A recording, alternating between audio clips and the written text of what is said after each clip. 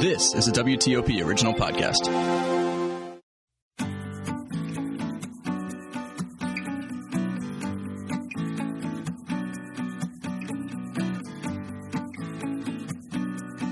Welcome to another episode of The Vine Guy. I'm your host, Scott Greenberg, and today I have the pleasure of having a good friend, Lisa Matson, who's the Director of Marketing and Communications at Jordan Vineyard and Winery.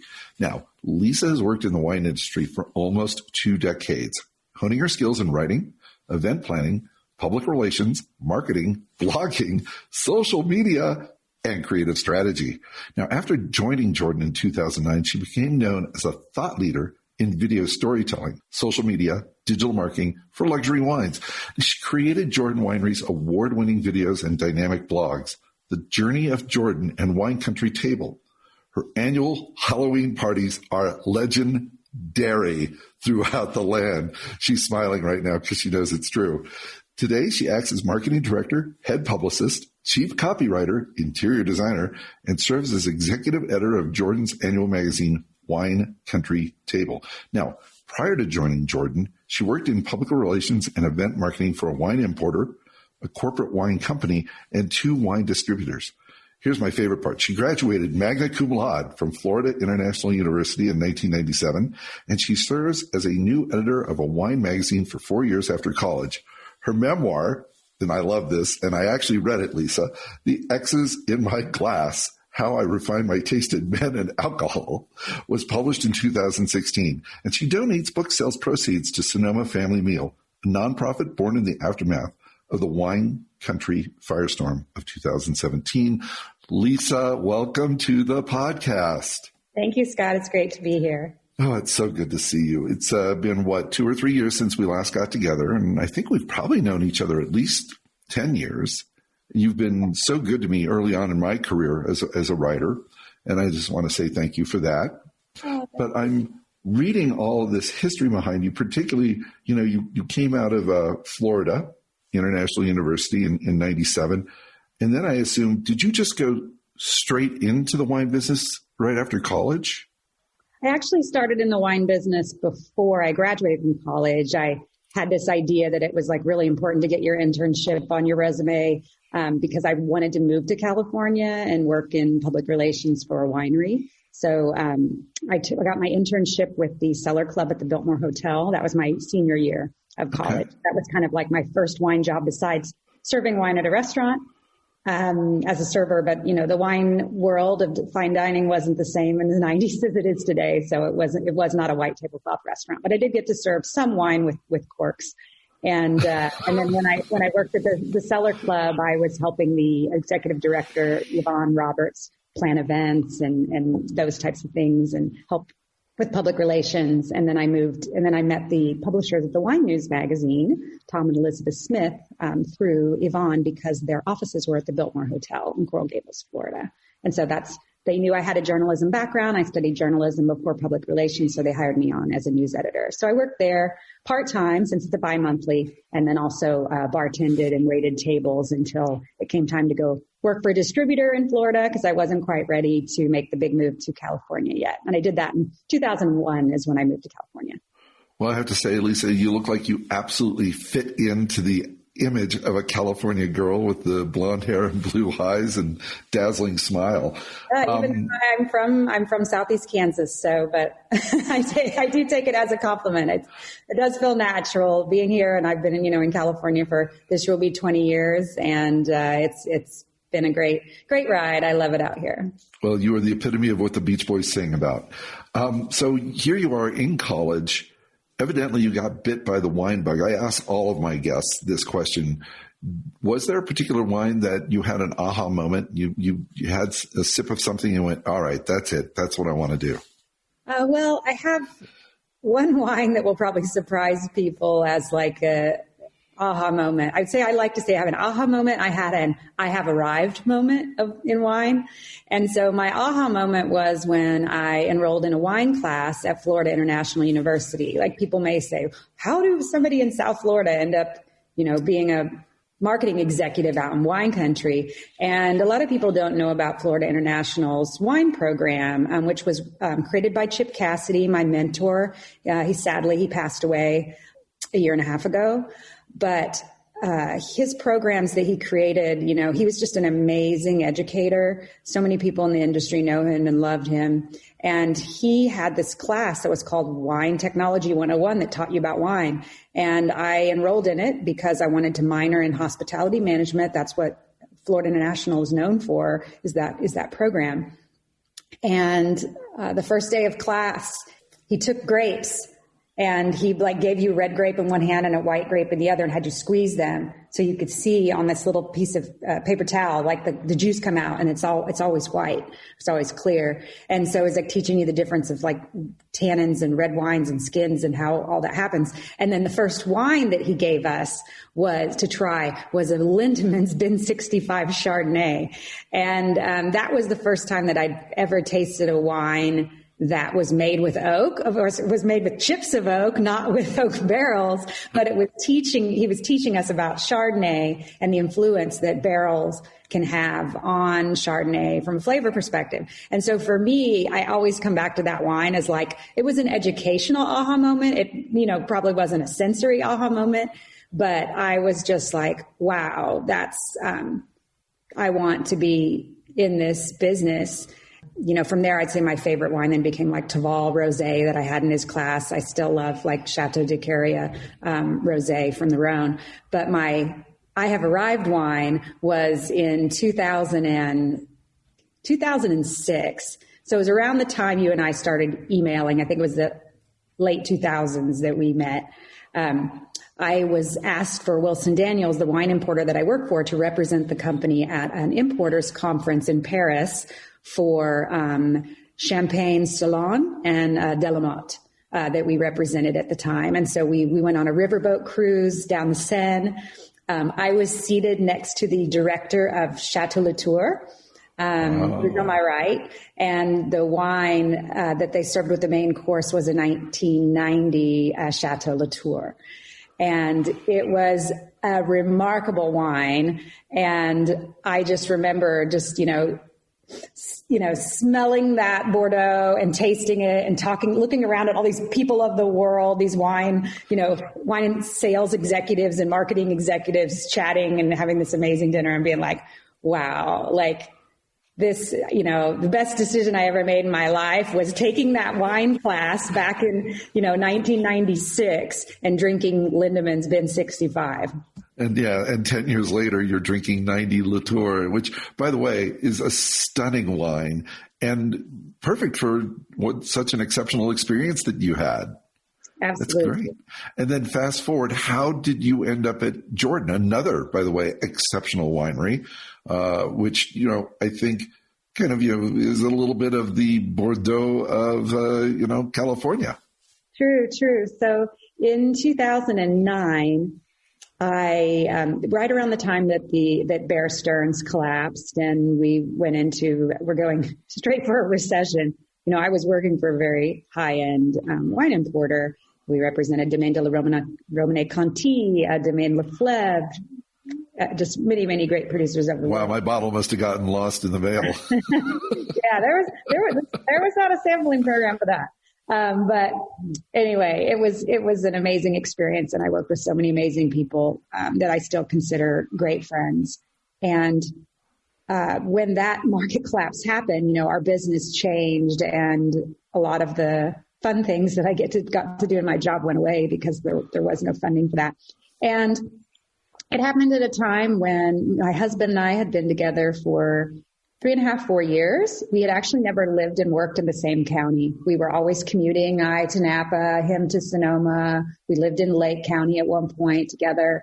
And it was just kind of that timing of I think we'd just like to all live and work in the same town. We got a new place in Sonoma County. He was working in Sonoma. And so I wanted to get back to Sonoma County. I mean, it is a place that I've always been tied to. It's a little more rural and, less glitzy in some ways than Napa Valley. I like the farming aspect here. We grow a lot of the food that they serve in the restaurants over there.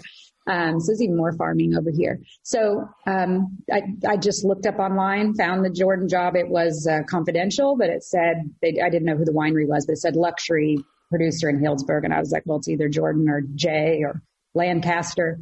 And then it being Jordan. And I met John and we hit it off. We're around the same age. He has a sister my age. I have a brother about his age. And we just had a really good kind of meeting of the minds of what he wanted to do with Jordan in terms of taking a very established brand and transitioning it through the next generation, changing how they tell their story in a more vivid and visual way, an unfiltered way. And I wanted to be a part of that. And so I've been here now for this fall will be 12 years for me, which is the longest I've ever worked anywhere. I'm usually like 3 to 5 years and move on to the next challenge, but it's just been a blast, and we're a really tight-knit family, and it's been a fun place to work and watch it evolve, even though our wines are still the same, traditional French-inspired house style, like you said, but it certainly suited my personal palate because of my work with French wines. I love elegance in my wine. I'm not a big powerhouse fan, so Jordan suits me well. Well, they are lucky to have you. And I would be remiss. I have to read this, Lisa. I'm going to embarrass you a little bit. Okay. I hope you don't mind. But under Lisa's leadership, the journey of Jordan and its videos have won 4 Wine Blog Awards, Best Wine Themed Videos at the 2015 Born Digital Wine Awards, Best Music Video at the 2016 International Wine Film Festival, and, quote, Films That Made Us Think, end quote, at the 2017 Windsor International Film Festival, Lisa. And Miss Matson was named Winery Chief Marketing Officer of the Year in 2015 by the North Bay Business Journal Wine Industry Awards. So you've done a lot more than just be part of the campaign at Jordan. You are the campaign at Jordan. So I just have to say that is just incredibly remarkable. Now, you've also added decorator to your resume lately. And I know that, let's see, Jordan's getting ready to reopen May 1st, been closed a little bit, been pretty involved in both the decorating and the gardening and farming projects. What's going on there? Yes, so we decided when we had to close for the pandemic, John Jordan just said, let's just use the opportunity to reinvest. And there were investments that he wanted to make in the winery that he was thinking maybe, 3 years from now. But when you don't have as many customers here, especially the customers traveling in that would stay overnight in our guest suites, he just decided to, even though, our business was struggling. I mean, we're a restaurant-focused wine. Before the pandemic, 75% of our wine was sold in restaurants. And so, that's just really great of his foresight to say, you know what, I'm still going to, even though there's less money coming in, things are changing a little bit, I'm going to make that investment. So we started off by closing down. Of course, we had to close down this room that I'm in. So I'm in our library. This is where our library tastings start. And for us, the library only had one meaning before. It was our old wines, and you could come and taste older wines at Jordan in the library tasting.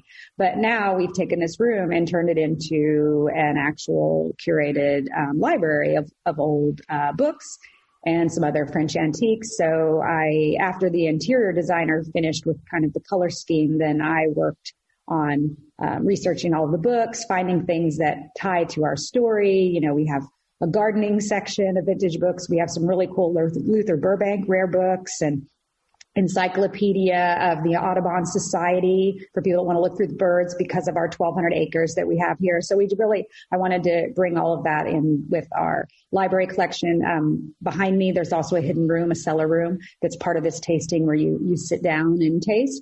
And so I worked with our operations team and facilities and for some of the work that needed to be done of staining and woods and all of that and what paint color we were going to pick. But then, finding new tables, the decor, a new cellar rack that we had made in Pennsylvania to hold all of our bottles. And so that's been exciting. We renovated our courtyard for welcoming guests and re-landscaped all that. I wasn't involved on that project. We worked with Ross Marin here in Sonoma County. But then last September, we started undertaking the renovation of the suites. And so as soon as we kind of got the library finished, we moved on to that. So we hired Maria. I sourced and researched and found a designer that John and our operations director were happy with, named Maria Hademus of San Francisco. And so I've been kind of supporting her, and, you know, she'll have a vision for something and I'll agree or not agree. And does this work for the Jordan brand? Or I'll bring ideas to her. And then I kind of am the secret shopper, and or if you will, or I'm the one that helps her behind the scenes and goes and finds that perfect armoire from the French period that we want, that we're going to convert into a wet bar. So it's hidden. And when someone opens it up, inside is your sink and your refrigerator and your wine glasses. And so we're doing kind of some of those fun kind of Easter egg elements with our antiques in the room. So what I really wanted to do with the suites is to take John Jordan's mother, who was the co-founder of the winery, Sally Jordan, her love of the Louis XV design period, which is more curvy woods and lots of wood carvings. Take all of those pieces that she has, but then bring in the eras that John more gravitates to, which are like Louis XVI or Louis XIII, 16th being more neoclassical, more straight lines. And so it's going to be kind of a fun mix of these different French design periods with modern amenities. So that's been exciting. Also, we're doing some refreshing at our Vista Point. That's the highest hilltop on the estate. So I helped pick out new furniture. So we have individual tables. You know, everything used to be communal tables, and we will still have a communal table in our cellar room, but outdoors we've moved to individual tables. You know, we find that, you know, guests have wanted that, and we don't know, you know, how many people want to go back to communal dining. And so we have that experience for those who want it. And then for those who are outdoors, we have now individual tables. So I worked on finding some new furniture for the Vista, and we're doing little touching up of the bathrooms. And our ag operations ranch director, Brent Young, he's up there today moving in an olive tree that we transplanted from another part of the ranch. And we're doing all kinds of like garden work up there. I'm not involved on that gardening project because I've got still my hands full with my gardening at home and my design projects there. But the other big project that we've been doing, and I was more, I guess I wouldn't say I was more of the idea person. I'm kind of the lightning rod that brings the ideas and tries to get everybody around it, is the Pollinator Sanctuary program. So we started talking with Pollinator Partnership. They're a nonprofit based in San Francisco. They're the largest nonprofit for promoting pollinators and helping at-risk insects, and whether you're trying to get consumers to understand pollinators and help support them, or businesses. And so we started talking with them a few years ago. Then once we heard the news of what was happening with the Western monarch butterfly, and their populations have been dramatically dwindling since 1980, and the last few years have been, you know, catastrophic drops in their migration numbers in the fall. So I went to John and Brent and with our chef and said, you know, could we do something here? Like, we know the people at Pollinator, they have a program. They'll help us like identify the right sites. And we have a 1,200 acre ranch here. Like a lot of people, when they drink Jordan at a restaurant, you know, they see the chateau and it's a real place. That's where I am right now. But this is the heart of the winery. But in a lot of ways, the soul of Jordan is our estate. It's 1,200 acres. It's mostly wild. 1,000 of those acres will never be developed.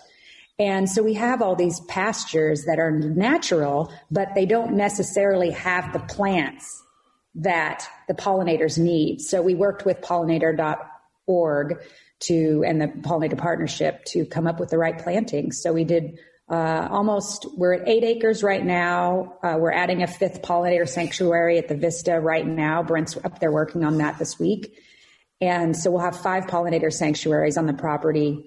And it's a 3-year program. We're going to add a few more. We're creating habitats for specific pollinators based on the plants. There's 2 for monarch butterflies. There's 1 for native bees. There's 1 for hummingbirds so far.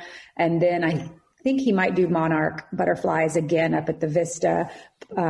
So people might say, well, what does this have to do with making wine? And it's like, in a lot of ways, nothing. Grapevines don't need pollinators to flower, but we just feel it's like all humans, it's like our duty to leave this planet a better place and do our part to do for that. And so John has this love of the land, and he's got a wonderful piece of property. So he's like, let's do it. So he's making the investment. And so hopefully we'll inspire other businesses to convert some of their land to help pollinators. Because a lot of people don't realize that native bees are so important to our food sources. And people know about honeybees, of course, and there's been a lot of press, 15 years ago about colony collapse disorder and helping honeybees. But the honeybee's pollination rate is 5% of what a native bee can do, a mason bee or bumblebee. For every one mason bee does the work of 100 honeybees. Wow. So for us, supporting the native bees is really important in this as well, because we all know that there are more humans on this planet, and we need to be able to have the food be pollinated. And for us, we grow our own fruits and vegetables. And so we're trying to support the mason bees as much as we can. Well, knowing you, Lisa, as I do, you don't do anything small. And so I should probably point out that Jordan has now got the largest U.S. winery pollinator program in the country. So congratulations. That's really amazing. I'm sure you're pretty proud of that. Yeah, we are. We're very excited to see how it evolves. And, it's one of those things where you make this investment and it's a long-term view. People will want to come and see the pollinator sanctuaries, and they'll be able to see them on our hikes. They'll be able to see them on the estate tour. But these are acres of land that have been seeded with crops as well as with certain plants for the pollinators. And then we planted mixed plants in. But, that's $12,000 of work in 1 year just on materials alone, and they're tiny. So it's going to take about 2 to 3 years before we really start to see the plants and all of the insects coming through. So we hope everyone will be patient with us. We're already getting calls. I want to come hike with the butterflies. And it's like, well, it's about 3 years. We're about 3 years away from that. But, we are really excited to see the results and really see a lot of more insects. And we have tons of biodiversity at this property. That's what makes it so special. But, we're trying to just increase that biodiversity even more. Wonderful. I want to come hike with the Louis XV wet bar. Oh, well, I was going to say, how about we hike and then you can stay overnight in the... All right. I have to. Well, you're making a pretty cool impact on the land, but you are also making a social impact through the John Jordan Foundation. Can you just give me a minute or two on that? What's going on with that? Sure. So in 2012, when John turned 40, how everybody kind of goes through a time of, thinking about when you go with those decades in your life, he was like, I've been doing all this work with nonprofits, just making donations, but he felt like it was more of writing checks. He said, he just has this belief that all businesses, if you're a successful business, you need to use your success to help those less fortunate. So he created a foundation. There's an executive in charge of that. Her name is also Lisa Whitke Schaffner. And basically what they do is he takes proceeds from the winery and funnels that into annual programs where they invest in different nonprofits, mostly in Sonoma County, but we are branching out. And what we focus on is early childhood, grade school, high school, early adult, like education and health programs, because John feels like if you want people to succeed, like you have to give them the tools early on. So there's a lot of great charities I guess I'd say foundations in the wine business or charity programs where they're focusing on trying to get people wine careers or helping with farm worker housing. And those are all great, amazing programs. And we have supported farm worker housing through the foundation. But we feel like, just like at Jordan, we focus on three things. We say we do make one Chardonnay in the Burgundy style, one Cabernet in the Bordeaux style, and then our food-focused hospitality here. And we focus with the foundation as well, because we feel like we're going to have a greater impact if we help more vulnerable children and young adults before they get to college and helping them get through college so then they can go on and be successful in life. So there's many different programs that we do. From right now, we're working with a local nonprofit called TLC to help them build a new kitchen and fund a culinary program so that they can and grow their own fruits and vegetables and help teach kids about culinary. We've built a career center at the ffce Social Advocates for Youth here in Sonoma County. John built a career center there to help kids that are in transitional housing and are homeless, but then they need all those career services. It's like you can't just provide them with housing. You need to provide them with all these other services, mental health services, career services. And so that's been a big part of what we do as well. Wow, you guys are very, very busy. So now we have an impact on the land. We have impact in social services. And now there's also an impact in the winery. I understand you all are shifting to, and let me see if I've got this correct. You're shifting to 100% new oak at Jordan? Oh, sorry. You're shifting to 100% French oak at Jordan. Yeah, not all new, but yes. So we've had a couple of evolutions with our winemaking. I'll use the term evolutions rather than changes. So Jordan started out as 50% French oak, 50% American oak with our 1976 vintage, our first, with the idea of we're an homage to France, but we're here in Alexander Valley in Sonoma County, so let's go half and half. Also, when we started in 76, Rob Davis, our first winemaker, started as an intern, and he was here until the end of the 2019 growing season, which was around the time we released the 2015. So what we found is when John Jordan took over the winery in 2005, he went to Rob and he said, Rob said, well, what do you want to do differently? You know, your dad really wants to go back to being an estate bottled producer, but I've been working with some great growers nearby. I love the fruit. I think it's making a better wine. And John said, I just want to make the best Jordan possible, as long as it says Cabernet Sauvignon on the label and Alexander Valley. So that means it's got to be 75% Cabernet and 85% Alexander Valley fruit.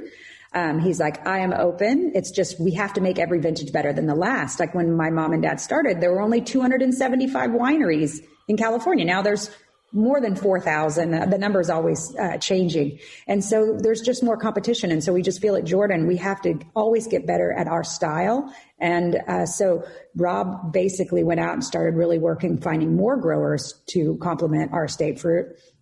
And what he found is that there's just this natural tannin in the natural tannins in Geyserville, and particularly in the hills off of the mountains there, the Mayacamas Mountains, just have a beautiful tannin profile that French oak really supports and elevates and almost mollifies and softens the tannins, whereas the American oak was overpowering that. And we needed American oak in the old days because our vineyards on the valley floor, which we sold in 2012, did bring a little more of that vegetal character that we didn't want. So we were hiding that with American oak, still making a beautiful wine.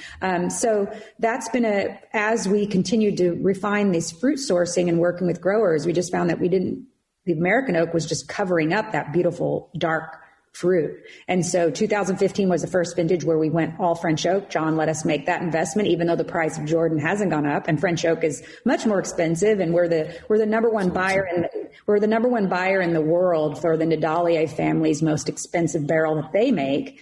In Bordeaux. We've been working with them since 1976. So I think you'll find with the Jordans, the new Jordans, the 2015 and the 2016 that you would see in the marketplace, it's still the Jordan style, very silky tannins, very beautiful forward fruit, nice structure. But there's just the thread of even more elegance and subtlety in the tannins because of the French oak. Well, I have to tell you, Lisa, you're making me so thirsty. So we're going to head into my favorite part of the podcast. What's in your glass? All right. So I thought that it would be interesting to revisit an old vintage. So I brought two 2011s. So 10 years old, the Jordan 2011 Chardonnay. And then the 2011 Cabernet. And I also picked these because the last time we were together in Maryland at your house with Dave McIntyre, lovely dinner with he and his wife Lily and your wife, And we even tasted your son's birth year wine. I think that night it was his birthday. It was birthday right then. Yep. And it was just a wonderful evening. And so I brought a wine from a challenging vintage because I thought it would be fun to revisit. I think I brought a 1998 Jordan. And so we got in this discussion with Dave that night about challenging vintages and how they often get poo-pooed by the critics early on. And as they age, as long as it's a wine made with balance and elegance, especially from a producer that has experience, usually those wines can be absolutely beautiful. And that's a perfect story for 2011. And it's the perfect time to revisit it. So 2011 was a very challenging vintage. At the time, Rob said I had to use all 38 years as a winemaker to make a great wine in this year. He called it the vintage of long faces. It was extremely cold. We called 2010 a cold climate vintage, and 11 wasn't much different. It's very cold. And so that's perfect for French style wines because they're not as fruit focused. They still have beautiful fruit, but it's a little more subtle, and the acids are just beautiful. There were some challenges. We had a rain at the beginning of October. So Chardonnay was already, through, and I'd say, so I'll start with the Chardonnay. So Chardonnays were picked. It was hard to get the grapes ripe. But this wine was, when it came out, how many ever years ago? 6 years ago, 7 years ago, there were so many sommeliers who were putting it in blind tastings for education and like teaching their staff because they would always think it was French. So it has a beautiful acidity to it, almost a minerality, and just this lovely apple stone fruit, just really bright stone fruit and citrus. And with time, now it's getting that what you get in Burgundy when you have an older wine from, I wouldn't say Leflaive because Leflaive has that matchsticky kind of character in the nose, or the reduced, if you will, but like an older Politi or it's just Saint-Montrachet where they're starting to get that roundness in the nose. But it looks beautiful. I mean, that is just a gorgeous color in that wine. Acidity, and I will spit because it's early in the day, and I'm not going to start until a little bit later. But Rookie.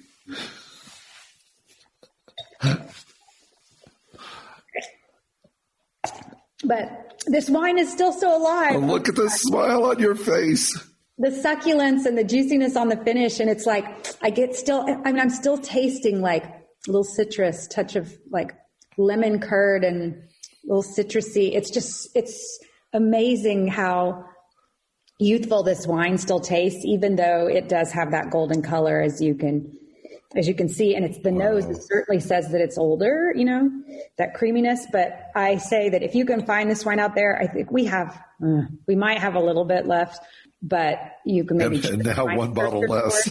Yeah, there's wine searchers. Well, I Coravin this. This one I Coravined this in November or October, and I just again, it's still amazing. Still going. Yeah. So it's been a few years since I've had that wine, and it was stunning back then. And I remember you're a Jordan Chardonnay fan because we of your alumni events. It's probably full disclosure. I do actually purchase Jordan wines, but that's not why you're on the podcast.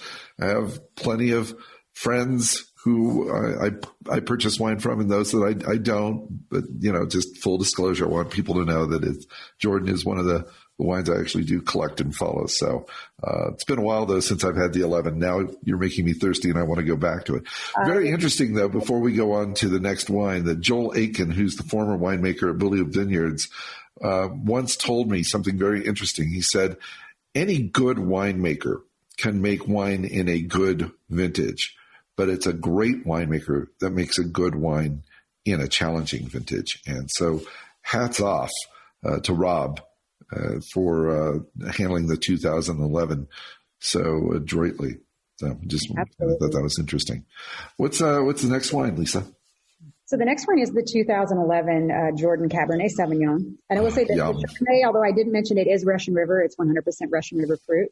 The Cabernet is Alexander Valley. It does have a touch of Dry Creek mountain cab in it, as well as some mountain cab from Hopland in Mendocino, just a little bit for a little cherry kind of acid pop to the wine. This one was even more challenging than the Chardonnay because we had a rain come through in early October. And usually, so what Rob likes to say is that Cabernet was born with a raincoat. He got that saying from Andrei Telechev, his mentor, who taught him the ropes here at Jordan, which is the consulting winemaker that Jordan's hired to groom, because you mentioned Joel Aiken. Right. The AHA wine of Tom and Sally Jordan was a 1968 Beaulieu Vineyard Georges de Latour.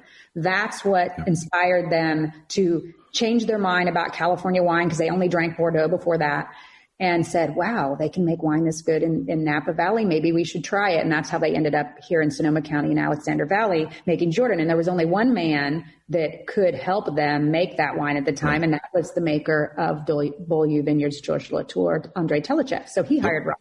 And then Rob has his mentor, which we'll talk a little bit about with this wine. So Andre taught Rob that Cabernet is born with a raincoat. It can always take a little bit of rain. They actually like that to dust off just clean them off, get them ready for harvest. You have to watch out for it with Pinot, Burgundy varieties, Chardonnay. So we had that rain. It didn't seem too bad, but then a heat wave came through right after and started humidity, and it was just devastating. And so Rob, I remember the day, it was I think it was October 3rd, but I still remember when he's texting me and he's going through the vineyards and he's got he's checking for mold and making sure nothing's happening on all the grapes. We have to pick. And it was just this craziness of getting all the grapes off. We don't have as much Petit Verdot in this year because we couldn't save the fruit. But it is still a beautiful wine, and it has that cool climate aspect to it because of how cold it was. And so what that means is there's less of the bright, dark blackberry that you might get in Jordan at the beginning, or black cherry, or a little bit of the blueberry from the Petit Verdot. Instead, when it came out, you got more of the red fruits, but you also got that dried herb that's a classic component of Cabernet Sauvignon, and something you don't always get in California that you get more in France. And so Rob's associate winemaker, Maggie Cruz, she's been with him since 2006, and he has mentored her just like Andre mentored him. And I know this one was a vintage for her as well. And it's funny that winemakers tend to, once they have a challenging vintages, they don't want to revisit it. And once it's out in the market, once it's out of the market and sold and they had to talk about it, then they're like, okay, I don't want to talk about that for a long time. But we just opened this wine with Maggie 2 weeks ago because Rob retired at the end of the 2019 growing season. And Maggie took over for him. She's in her mid-30s. Her dad was a beer brewer at Miller. That's where she got her bug for fermentation, was from him. And she moved to Napa when she wasn't even old enough to sign a lease on an apartment and start making wine. So she's mid-30s and already the head winemaker at Jordan. Pretty amazing, very talented woman. And we tasted this wine together, and she was like, I am so impressed with how delicious this tastes.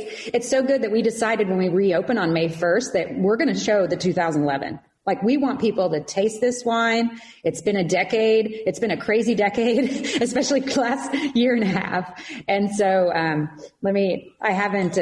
only smelled it. So for me, this will be kind of a first. I haven't tasted it in a few years. You are so enthusiastic about just the way that you're smelling the wines and tasting the wines. And it's still got the beautiful black cherry. But now that, as the wine gets older, those little dried fruits, they're all kind of woven in with it. So it's really pretty. And I think that people would think this was French if they just put their nose in the glass. I admire your restraint in spitting that wine. I don't think I could. Nice spices too. Lovely spice notes, both on the nose. And it's just a really pretty, elegant wine. It's coming into its own. Maggie loves, and Rob too, always loved tasting wine about 10 years old because they feel like that's the sweet spot where the tannins are softening, fruit softening. It's all coming together. This wine is seamless. And I think that it will be such a eye-opener for people to try it. To remember, this was a vintage that the critics panned. And this is just a beautiful wine. And it's certainly a testament that after a year like 2020, when we reopen, we decide that this is going to be one of the main wines that we show for everyone is from a difficult year. Well, I can't wait to get there and try that wine myself in person with you. I'm going to throw you for a loop here real quick, Lisa. Given the book that you read about the X's in my glass, is there any one particular X that this wine reminds you of? Oh, God. I have to think. Challenging? I was like, oh, well, yeah, I was like, I'm thinking sensory wise, like moody, whatever, temperamental. No. Took a while to age. They were all challenging. No names, of course. Just wondering. I will say this wine's very smooth. And I would say that the X that right now I can only think of his real name. So I can't remember what I named him in the book, but he was the one who was the physical therapy student, chiropractor guy who kind of swept me off my feet and then threw me for a very, very shocking loop that led to the demise of our relationship in Miami. But smooth and challenging at the same time. Yeah. Sorry, Lisa, I didn't mean to throw you for a loop, but I love the book, so I just was kind of wondering if there was a particular X in your glass. But I have to tell you, this has just been so wonderful, so great to see you, and I love your enthusiasm. I love everything that you've done at Jordan. The way that you smile when you taste these wines is infectious. So I hope people will have an opportunity to get over to Jordan. Please make sure, I guess, by appointment, Lisa, is this... Yes, we are. How do people visit you? Yes, so we're open by appointment. On our website, you can just go to jordanwinery.com, click on visit, or click on our events tab, because we do also host vineyard hikes seasonally here at the property. Okay. And those are on events. Otherwise, we host, during the summer, we host a lunch that started last summer that was our COVID pivot. It's an alfresco lunch called Paris on the Terrace. We also be reopening our state tour excursion for the first time since 2019. Wow. As of the pandemic, that will reopen in June, and our library and cellar room will be reopening in May, because that's indoor dining is now allowed at 50% capacity here. So May 1 for us is a big day, a big reopening day, and guests can learn all about it at jordanwinery.com. And of course, follow us on Instagram or Twitter or Facebook at Jordan Winery, because we're posting all kinds of cool behind the scenes stuff of what's happening here as we prepare for our reopening. Right. And the Halloween parties and the bottling day and all the wonderful videos that you produce are just fantastic. They really are. They're fun to watch. Thank you. So Lisa, thank you. Video, I have to say one of those things. We had a video that we made. It was going to be our first music video in 2 years. And we made it the week before the pandemic was declared, and it was supposed to come out on March 17th, 2020. So we're still trying to figure out if we're going to be able to maybe we might release it next month. We'll see. So stay tuned. Okay. Well, yeah, let me know. I think it'd be great. Thank you so much for being here on the podcast. Really just a genuine pleasure. Oh, thank you so much for having me. It was great to see you, and I can't wait to see you in Healdsburg, hopefully this summer.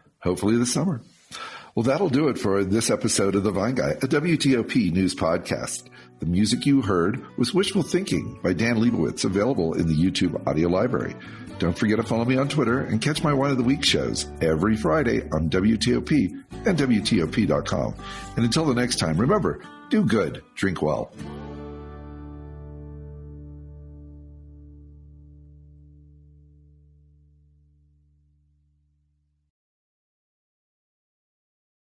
Some cars are comfy on the inside, but don't have power on the outside. And some cars have the horsepower, but none of the comfort. I used to think there weren't any cars that were the total package. But that all changed when I got my Honda SUV. It's rugged and sophisticated. And right now, Honda has deals on the entire Honda SUV lineup. CR-V, HR-V, Pilot, Passport, you name it. So if you're looking for a car that's the total package, the only place you'll find it is at your local Honda dealer. Hurry before they're all gone. For the ones who get going when the going gets tough, and the ones who know we're tougher together. For the Pathfinders breaking new ground, Grainger offers supplies and solutions for every industry, as well as fast access to experts and 24/7 customer support. Because we know you have people depending on you, so you can always depend on us. Call, click Grainger.com, or just stop by. Grainger, for the ones who get it done.